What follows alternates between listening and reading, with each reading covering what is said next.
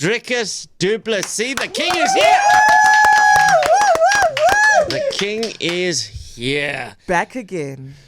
Brother, you look so good. You look so fit. You look so ready. Mentally, you seem so prepared. This looks like Strickland has no chance. So much so that we've hardly seen anything or heard anything from your opponent. You've shut him up properly. Yeah, I think, this fight, the whole camp has just been incredible. If I look on paper, conditioning-wise, I am miles ahead of where I've been any other fight. Just if you compare it to the Adesanya fight that was 6 months ago or 5 months ago. And the improvements from the first Strickland fight, which was a year ago, to now has been tremendous. Because when you become a world champion, the target's on your back, and I just knew I had to go and be prepared as I've ever been for anything in my life, like every other fight. But every fight, there's mistakes. Every fight, people study you. And for this fight, I had to make sure that I'm in perfect condition in every way for this. And I feel incredible. I can't wait to go out there. It's a fight at the end of the day, and anything can happen in a fight. But as far as preparation goes, there's nothing I could have done more. If I could do this camp all over again, I will do it exactly the same way I did it. I feel incredible, and I'm ready to represent that flag and beat Sean Strickland once again. And I mean, now the expectation is that much higher because now you're a sitting world champ that everybody wants to take your spot. And the media obligations, the people that want access to you, that must have leveled up substantially as well, which I'm sure eats into your training time. No, nothing eats into my training time ever. It's always managing of time, managing of priorities. That's life. So for me, fight week is always ridiculous. I mean, fight week is always, and as a champion, even more so, as the main event, even more so. But the last week of a fight camp, it's about making weight. The hard work is done. The hard work, the camp is done. I'm not going to get any fitter this week. It's about staying sharp. Mm-hmm. We're doing short sessions.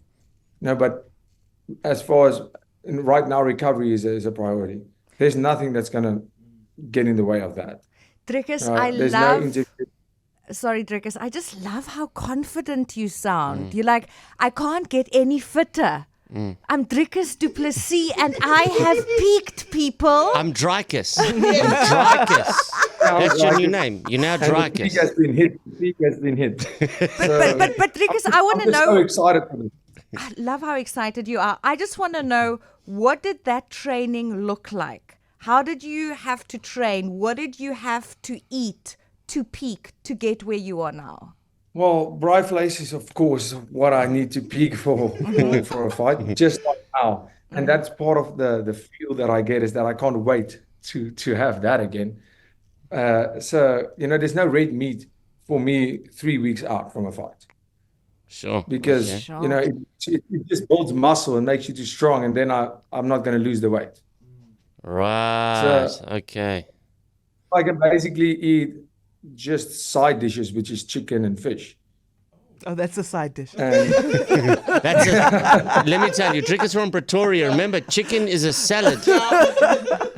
That's it. So, for me, but in terms of training, I mean, this whole fight camp, it was really hard because it was the second year in a row that I couldn't celebrate Christmas the way we South Africans do with family and taking a break over the December holidays. Because the last year I was preparing for the fight in January, and this year I was preparing for the fight now.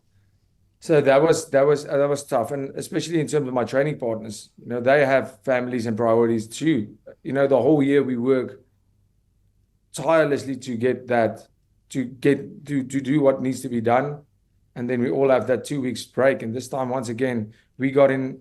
To expect that from all your teammates, it's not fair. They have families too, and your coaches.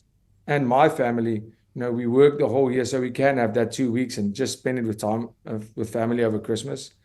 So that was tough, on a mental level. This is the second year that you have to ask that of your teammates, your coaches.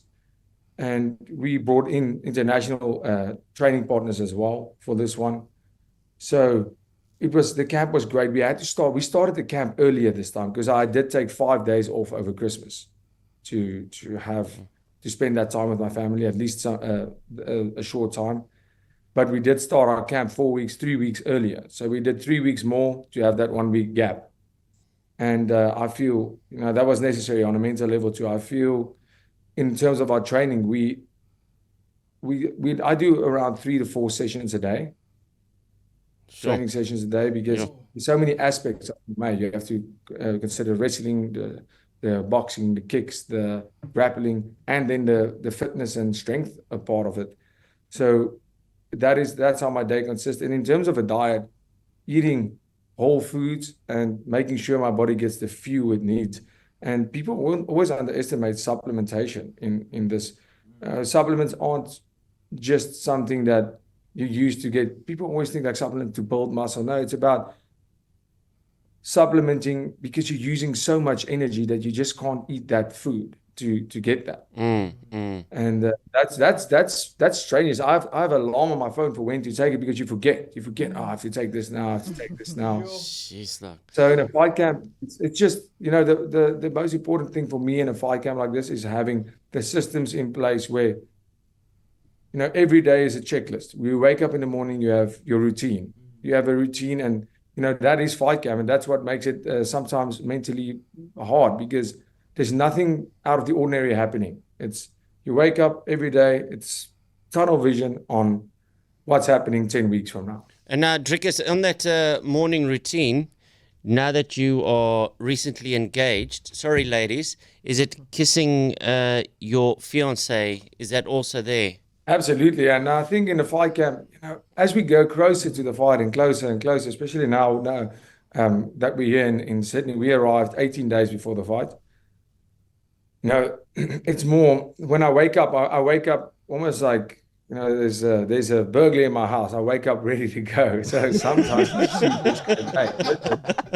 you didn't even say good morning, what's happening? And I'm just ready to go. Because as a fight, it's the whole mindset changes. Wait, hold on. What are we talking about here? Because, I hear what you're saying. Because when I was 10 years ago, I would also wake up ready to go. But it's not as consistent anymore. So I hear what you're saying. What are we talking about? I wake up with all the energy. I wake up. I want to get to the gym and get the day started. And I wake up early. I'm just because mindset ready to go and fight. So for us, thanks for clarifying. Not too much cuddling happening. Not too many hugs and kisses because. Okay. Mindset right now is switching to ready for war. Right. And it's and even for her, I kind of feel sorry for her because she's dating two different human beings. I think she's engaged with somebody that, for a couple of months is this guy. And now when a fight camp comes around, it's such a selfish sport. Everything has to go around this fight and what needs to happen for me, and everything else takes a backseat. Family. Friends, everything, because you have to give it your all. And it's amazing to have a partner sharing that with you and understanding that and, being by your side through all of it. I love that you touched on the mental side of your preparation because you've reached the pinnacle of your sport. You're a champion. How do you then kind of reconfigure your brain to achieve the next thing? Because you've worked so long to achieve this thing and you did it.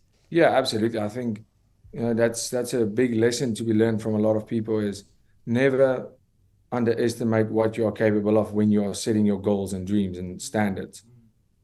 From a very young age, I've decided that I want to be the greatest fighter to ever walk this earth, and I'm far away from that goal. And that is my ultimate goal. Being a champion, a UFC champion, is a very big step towards that goal. But there's been champions before me. I think there's been 8 or 9 champions before me. That puts me in a category now with the defenses of 3 or 4 other middleweights that's come before me. I need to surpass them. Then I need to go up, fight for another belt, defend this title as many times as I can to prove that I have dominated this division, go up a weight division and win a second title. And then we are in that conversation where you go, this guy might be the best to ever do this sport. And that's where my mind's at. That's where my goal is at. That's where I'm headed. And that's what motivates me every single day. Now, Dricus, you were also, am I wrong or right? You were also a provincial rugby player. Is that right? Yes, indeed. For Du Plessis. I was on my way to go play for the Bulls and study at Tix. So I would have that would have been the route. And just before I was on my way, I told my family, my dad, I said, Dad, I don't know if I want to do this. I want to fight. And at that stage, I mean, firstly, you can't make a living out of fighting in South Africa at that stage. It was impossible. The scene was too small. And I was an amateur. I was paying to fight. I wasn't even a professional yet.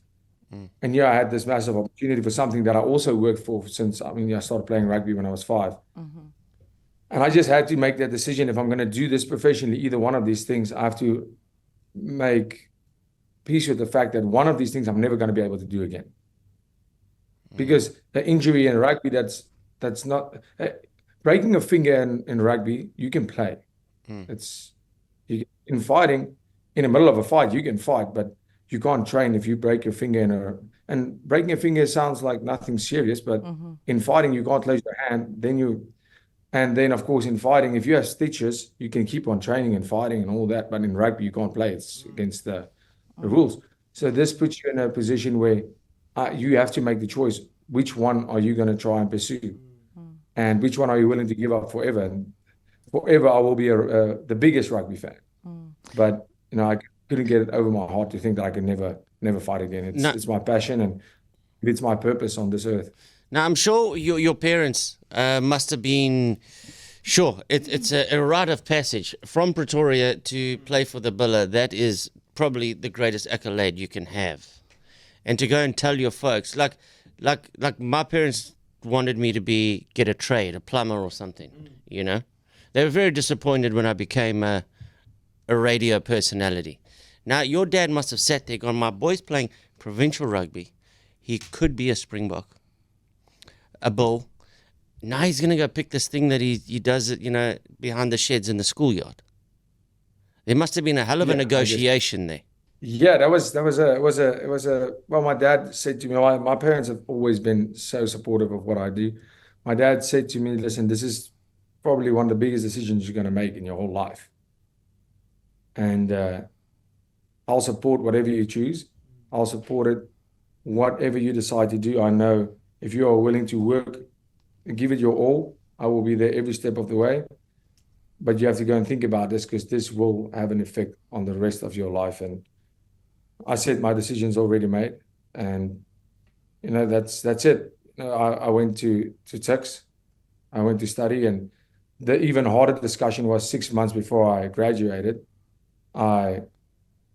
I got a title shot to fight for the EFC title, and I was 21, still 22 when I got that title shot. I remember that. And I was 6 months from getting my degree in my last semester, and I said, I'm going to go full speed. I can always finish my studies, but I only have one shot at this career. I have my youth once. I have one shot to make it. 1 year is a big difference. I have to take every opportunity full speed. And I stopped my studies. And I went just to be able to train full time for that fight. And I said, my parents, I can only imagine, they were like, just finish it. You're so close. And I said, no, I have this opportunity now. I can't do both. I need to give it my all. I need to be 100% focused on this fight. And I said, if I lose this fight, I was the youngest at that stage, fighting for EFC title. And that was against Soldier Boy. The youngest ever. No, that was my first title fight. That's the one I lost while I was studying. And then I was 19, then turned 20 just before the fight. And this was my second shot, and I needed to make the adjustments. I needed to, because I lost that first one. And I was still the youngest to challenge for that title at that stage. And I said, if I lose this fight, I am not as special as I thought. And I don't have that world champion in me. If I lose a fight, even at this young age, locally, I don't have what it takes to be the best in the world, or as good as I wish I would have been. And then I will take this sport as a hobby, and I will go back to my studies and do what I have to do. And the best decision ever. I won that fight, and that's where that day after winning that title was the start of my reign. I then become a double division champion, then go to Europe, and eventually got signed to the UFC. But after winning that title, I knew that this was my purpose and that I wanted to be the greatest fighter to ever live. And you are so driven in everything that you do. I'm sure that if you had picked rugby, you would have been a Springbok right now.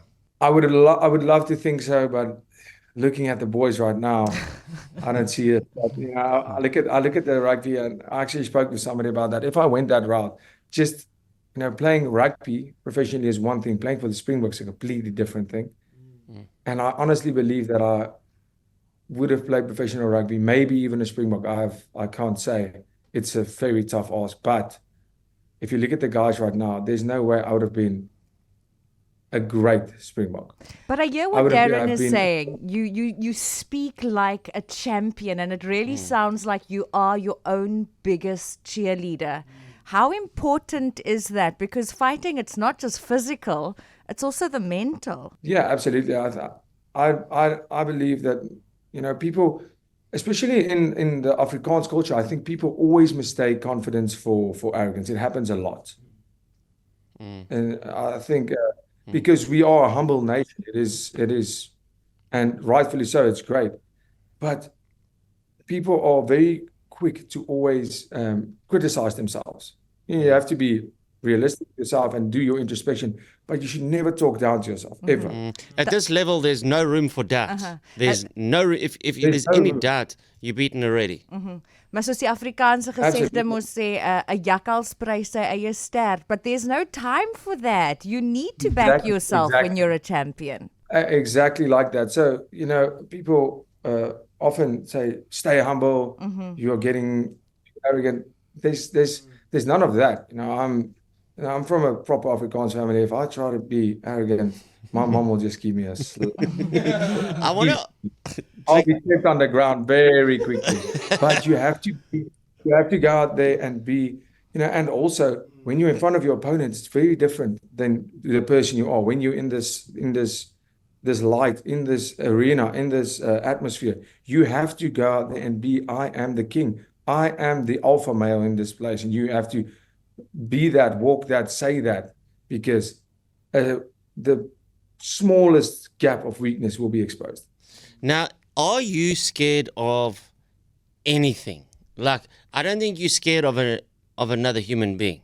Like, I'm scared of snakes, petrified, debilitating fear. What makes you scared?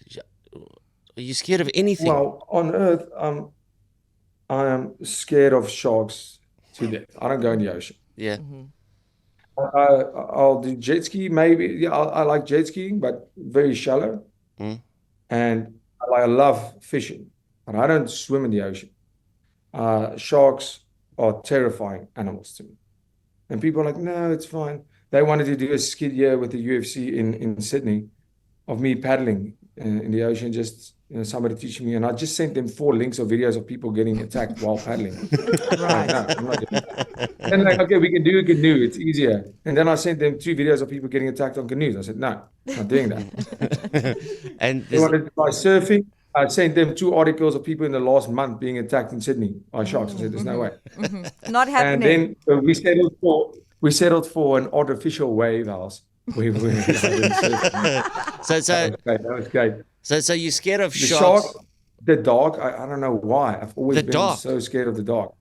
Yeah, even in daytime, when I walk in my house, I turn on every light.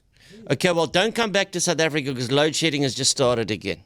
Yeah, if load shedding is happening, you should see like the candle sales are through the roof in my house. It's just lights everywhere. Because I don't like the dark at all. And then I have to say, my mom she's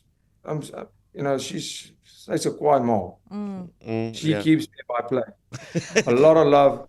Love my mom. She loves me, but There's some tough love involved, I have to tell you that. So tell me. Sharks, the Dark, and your mom. And your mom. Yeah, that sounds like a decent three. So tell me, when you are like there in the middle of the night and it's dark and Vasti, your fiance, wakes you up and goes, "Hey, Dricky. Exactly like that. Dricky, there's a noise downstairs.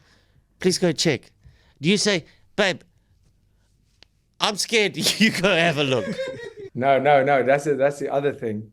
I'm also a territorial being, so it's my house. And the one thing is, I'm not scared ever when I'm not alone. Like, there can be a kid with me. I don't care. Okay. I'm so Dog. glad you spoke It's only about when I'm what. alone. Yeah, I'm so glad Only you're when speaking you're about alone. what you fear, because the way you speak about fighting and competing, it's very gladiator-like. It's very Game of Thrones. When you play the Game of Thrones, it's either you win or you die. When did that mentality enter the chat for you? Have you always been that way, or did you train yourself to become like that? I wouldn't say I trained myself. I just in experience in the sport and seeing what it takes. I've had losses in my career, 2 losses. After the first loss, I got choked and I didn't tap and I got choked out. And that is, Sure. that is making the decision to die. Oh, I'll die, You yeah. don't tap, you Yeah. get choked out. No, that's making that decision that I'm not going to give up. Kill me if you want, but I'm going out on my shield. And that's the first time that I knew I had that. It's easy to say I won't tap for that choke, but when it's a anxious area to be in when you realize that you're going unconscious right now. You're dying. You're actually dying. and is that You're scary lying, yeah. or liberating? Liberating. Yeah.